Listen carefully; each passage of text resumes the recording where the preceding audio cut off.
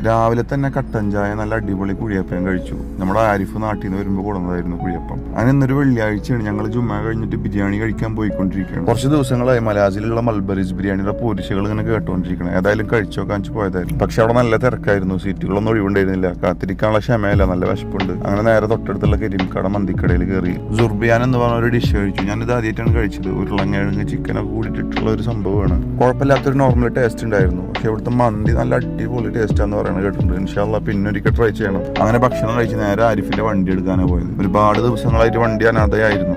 അതിന്റെ ലക്ഷണങ്ങളൊക്കെയാണ് ഈ കാണുന്നത്. ഏതായാലും നമ്മളെ കൊണ്ട് പറ്റുന്ന ഹെൽപ്പൊക്കെ ചെയ്തു. ആരിഫിനോടും ബായ് പറഞ്ഞ് സദഖത്തുള്ളാഹിന്റെ റൂമിൽ ഡ്രോപ്പ് ചെയ്ത് ഞാൻ നേരെ എന്റെ റൂമിലേക്ക് പോയി. അപ്പൊ ഇൻഷാല്ലാ ഇനി നാളെ